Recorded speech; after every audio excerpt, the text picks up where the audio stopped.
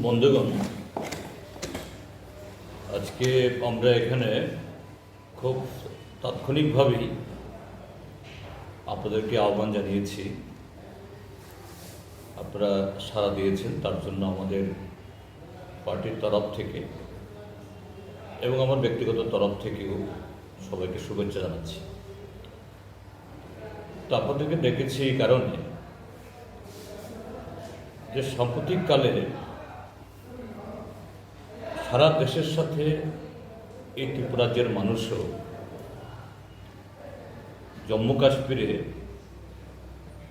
পহেলগাঁওয়ে যে নৃশংস হত্যাকাণ্ড ঘটে গেছে সন্ত্রাসবাদীর দ্বারা,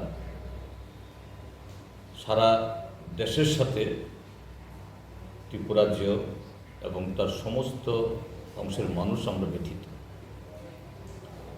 তো এতে এদেশের সমস্ত নাগরিকের তরফ থেকে এই ঘটনায় শুধু ব্যথিত হওয়া না, নানাভাবে যে কিভাবে এরকম একটা আঘাত আমাদের দেশের নিরীহ নাগরিকদের উপর হয়ে গেল এবং যে শক্তির দ্বারা সন্ত্রাসবাদ,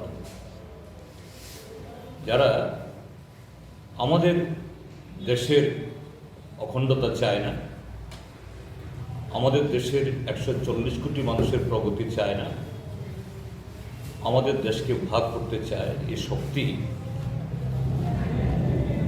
তাদের বিরুদ্ধে এই সুখের মধ্যেও যাতে আমরা ঐক্যবদ্ধভাবে একে মোকাবেলা করতে পারি, আমাদের দল মত এবং আরও নানাভাবে গণতান্ত্রিক দেশে এতে বৈচিত্র্য থাকবে, পরস্পর আদর্শগত কর্মসূচিগত নীতিগত বিরোধিতা থাকবে, কিন্তু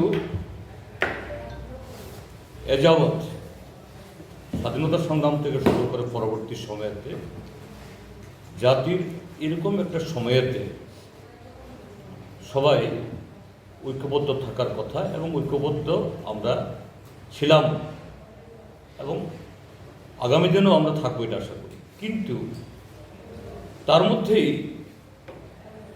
যে আমাদের রাজ্যের কিছু কিছু এলাকাতে, দেশেরও কিছু কিছু প্রান্তে এমন কতগুলো ঘটনা ঘটে যাচ্ছে যা অত্যন্ত দুর্ভাগ্যজনক, অমার্জনীয়, অযাচিত এবং অবাঞ্ছিত। এখানে গত 25 তারিখে, সেদিন সারা রাজ্যে আমাদের আরেকটা কর্মসূচি ছিল। সে কর্মসূচি হলো পার্টির ডাকে যে ত্রিপুরাজ্যে এবার যে সংক্রান্তিকাল, সংক্রান্তি মানে একটা শুখা মরশুম, কৃষকদের খেতে সেরকম কোনো ফসল থাকে না এই সময়তে এবং অন্যান্য কাজকর্ম থাকে না,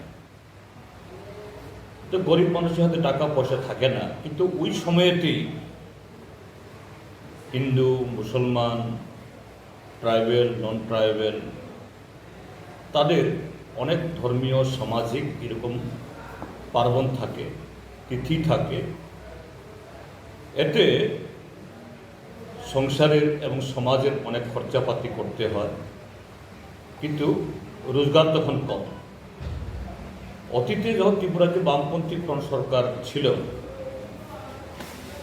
ওই সময়তে পর্যাপ্ত পরিমাণে ব্লক এবং বিভিন্ন আরও department, agriculture, horticulture, ADC, forest, fishery কাজ থাকত এবং নগদে তাদের এই মজুরি দেওয়া হতো। কাজে প্রাকৃতিকভাবে শুখা এবং মাঠে ফসল না থাকলেও কি গ্রামের কি শহরের মানুষের যে অর্থনৈতিক যে ওই সময়তে একটা টানাপোড়েন, এটা উপলব্ধি হতো না। শুধু এটা কৃষক, খেতমজুর, দিনমজুর এবং শহরে গরিব মানুষ না, এতে অসংখ্য এই রাজ্যের মধ্যে ছোট দোকানি, ব্যবসায়ী টাকা যখন জনগণ হাতে যায়, দোকান মানুষ খরচ করে, এইভাবেই একটা সন্তুলন অর্থনৈতিক, সামাজিক, হিন্দু মুসলমান উৎসবে মেতে থাকতেন। কিন্তু এবার আপনারা দেখেছেন যে নতুন অর্থবর্ষ চলে এসছে এপ্রিলে। বিগত অর্থ বছরের 5-6 মাস ধরে রেগার কাজ হয়েছে, তাও যত সামান্য তার মজুরি দেওয়া হয়নি, কোনো জ্বালাতে নেই। এখনো হয়তো বা কোনো কোনো জায়গাতে শুরু হয়েছে। আমাদের দাবি ছিল যে 200 দিন কাজ দিতে হবে, আর 340 টাকা মজুরি, যা 18 বিধানসভা নির্বাচনের আগে বর্তমান শাসক দলের যে বড় গোষ্ঠী মানে বিজেপি তারা প্রতিশ্রুতি দিয়েছিল। আজকে 7 বছর পেরিয়ে গেলেও এ নিয়ে তারা কোনো উচ্চবাচ্য করছেন না। তার সাথে যাতে ন্যায্য মূল্যের দোকান থেকে পর্যাপ্ত পরিমাণে সেখানে ফুড সিকিউরিটি অ্যাক্ট আমাদের দেশের সরকার 2013 সালে মোদী সরকার আসার আগে যে আইন তৈরি করেছে, সে মোতাবেক গরিব মানুষকে, শুধু যারা অন্ত্যোদয় বিপিএল না, এমনকি অন্যান্য যারা এপিএলের মধ্যেও যারা একটু কম আয়ের, তাদের ব্যবস্থা করা হয়। এগুলো যেন অব্যাহত থাকে, কেননা মাঝে মধ্যেই আমার বাড়িতে সবাই খুব প্রচুর বসে, প্রতিদিন কিছু না কিছু একটা নতুন রান্না হয়, আর সবাই খুব মজা করে চেটে পুটে খায়। সবাই বলে আমার হাতের জাদুতেই নাকি রান্না এত ভালো হয়। আর আমি বলি সবটাই হলো পিআর গোল্ড কচ্চিঘানি সরিষার তেলের জাদু। হ্যাঁ, সরাসরি কৃষকদের কাছ থেকে ক্রয় করা আসল সরিষার দানা থেকে তৈরি হয় পিআর গোল্ড কচ্চি ঘনি সরিষার তেল, যার খাঁটি ঝাঁজ এবং গুণমান আপনার খাবারকে করে তোলে সুগন্ধ ও সুস্বাদুকর। আর আপনার রান্নাঘরে যখন পিআর গোল্ড কচ্চি ঘনি সর্ষের তেল থাকবে, তখন প্রশংসা তো সবাই করবেই। পিআর গোল্ড কচ্চিঘানি সরিষার তেল, খাঁটি তেল, খাঁটি ছাঁচ। পরিবেশক masters Ashwini Kumar Pal, central road, Agartala. Phone 70850607